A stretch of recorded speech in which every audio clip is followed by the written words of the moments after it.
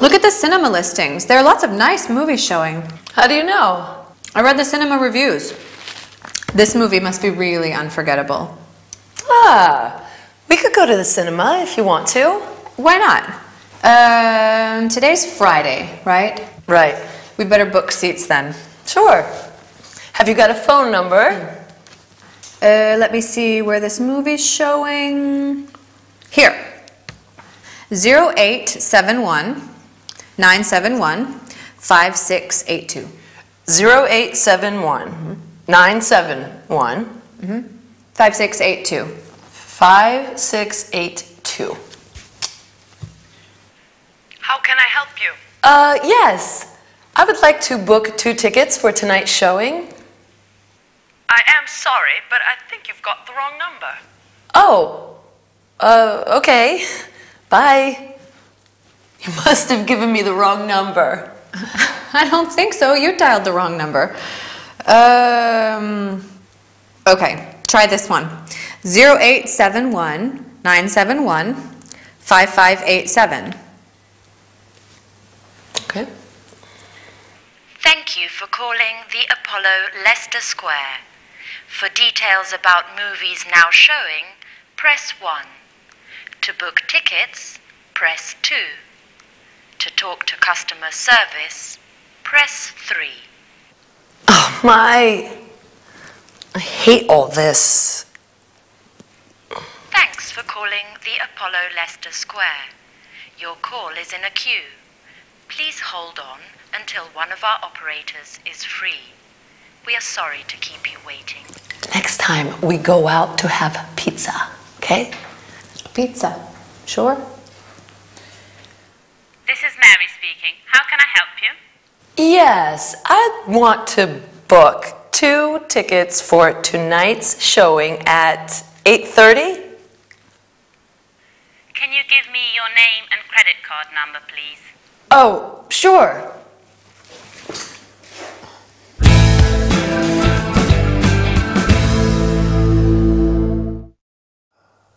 Hi everybody. Our workout today is going to be very pleasant.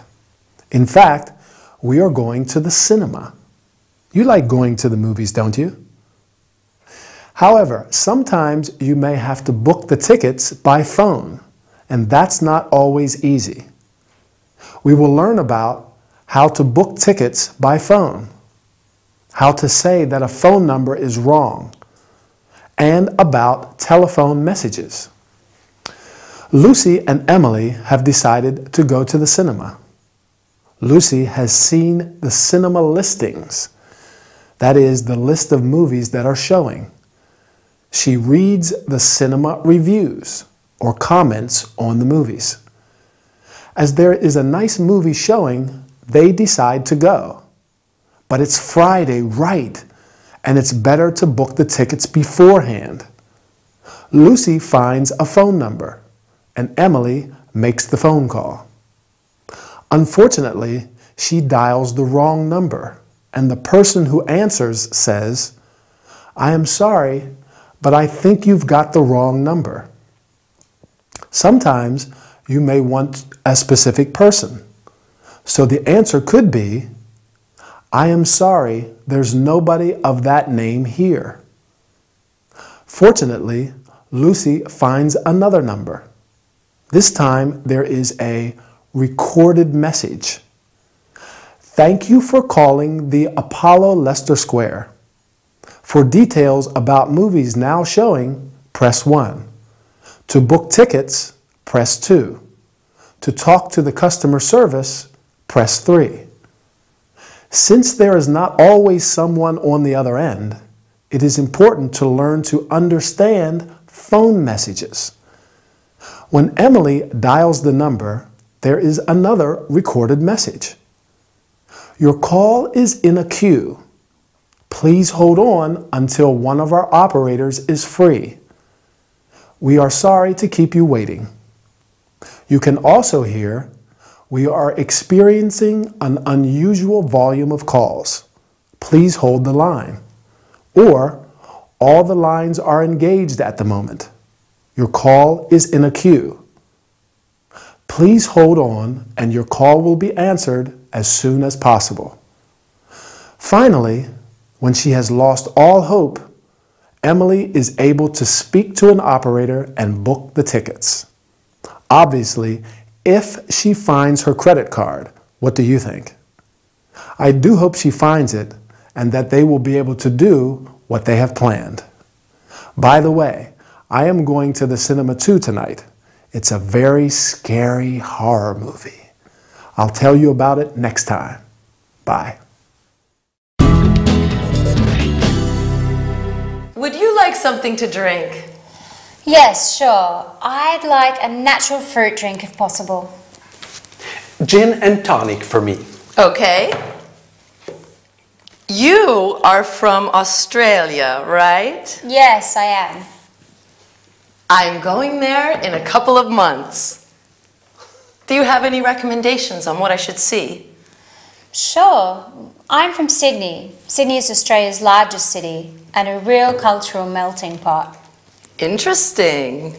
There is a lot to see, but there are some places that cannot be missed, such as the harbour, the Opera House, the historically important area of the Rocks, and the World Heritage Blue Mountains, not far from Sydney.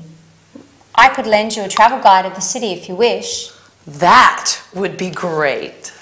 But the most important thing is not to miss a party on top of a skyscraper. The view of the city and its harbour is breathtaking. Are you ready to leave? Sure. I have even bought a new camera for the occasion. What I mean is visas, passports, insurance, and so on. Not really. It's essential to have such practical information prior to and during journeys to faraway places such as Australia. That's right. For instance, a visa is required of all visitors to Australia.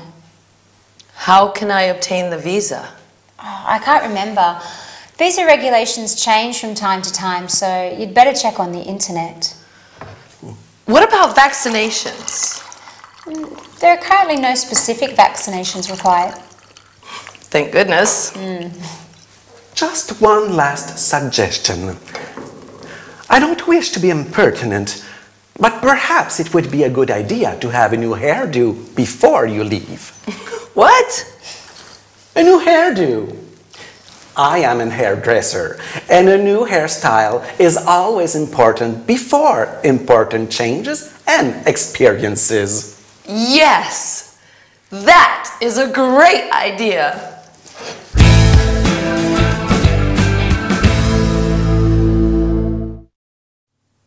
Hi, are you ready for another workout with me, Anthony?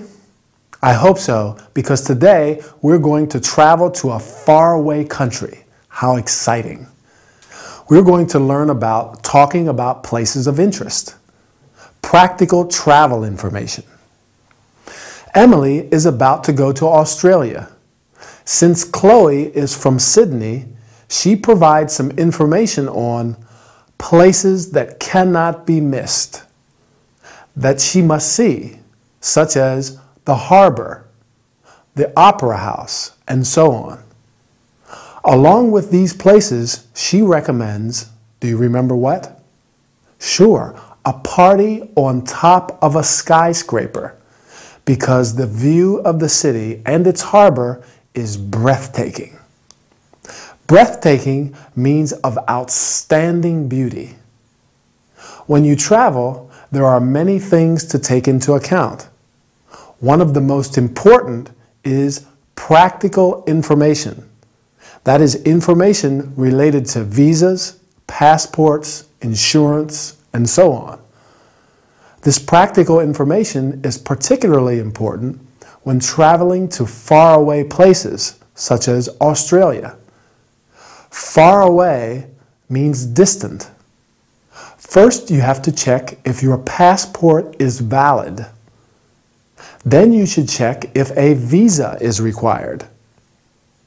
Chloe says that a visa is required of all visitors to Australia. A visa is an official mark made in a passport which allows you to enter or leave a particular country. For example, You can say, I traveled to Argentina on a tourist visa. There are two main kinds of visa, a tourist visa and a work visa. A tourist visa usually lasts for a few months, while a work visa lasts longer, but it is much more difficult to obtain. Visa regulations change from time to time, so you'd better check on the internet. It is indeed wise to check the internet for visa and other types of regulations as well. Another very important aspect to take into account is health information. Are vaccinations required? A vaccination is a protection against a particular disease, usually by injection. Indeed, the authorities may not let you enter a country if you haven't had the required vaccinations. And that would be most upsetting, don't you agree? Luckily, there are no specific vaccinations required. So, according to Mr. Little's opinion, the only thing Emily needs is, remember? Sure, a new hairdo. That is the style of a person's hair. Hairdo is a term especially used for women. Well, I can't go to Australia, and I'm not going to go to the hairdresser, but I am going to the barber shop to get a haircut. Bye, and I'll see you soon in our next training session.